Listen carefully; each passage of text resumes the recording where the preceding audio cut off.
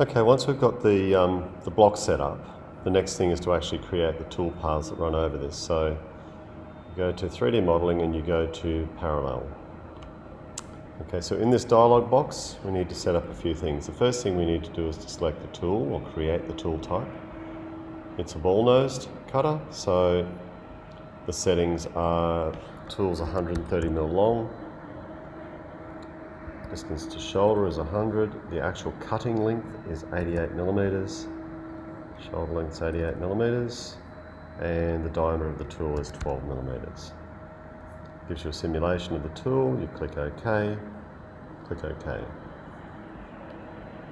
Don't need to do anything more here, that it's overridden by your settings on the machine. We go to geometry and we tick boundary box and center tool.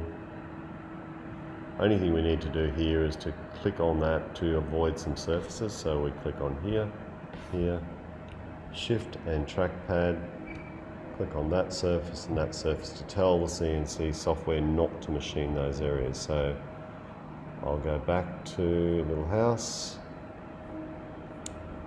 Next one is the retraction planes. They're all automated, so that's fine. You can leave those as settings. Click the next tab, passes. We need to set it to 90 degrees so that it's going to cut across the actual model, so 90. The step over is 1mm. Cuts both ways, you can leave that. Everything else on that page is fine. Last one is linking. You need to set it to shortest path. Leave these settings, they're fine. Leave all these settings, set smooth to straight line. And we're pretty much set to go.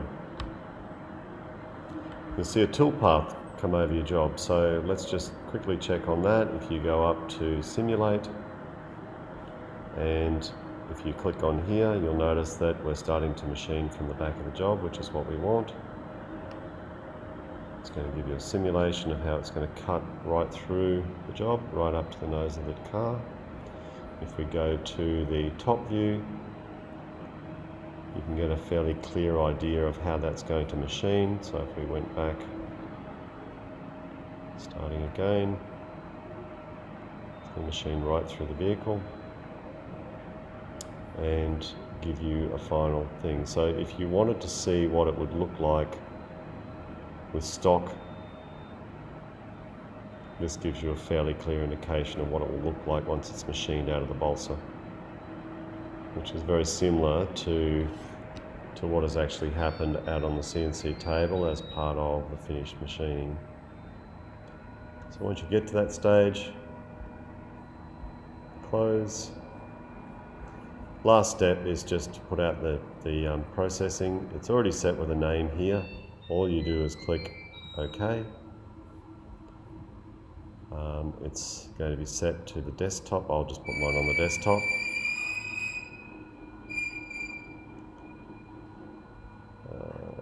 Desktop, clone this menu here. Go down to my desktop. Maybe even downloads would be fine.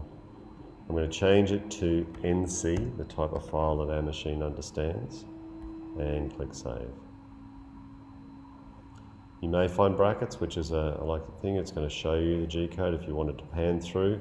Basically, you're just looking at X, Y, Z coordinate systems. Once you've done that, you're done. You have your G-code ready to go.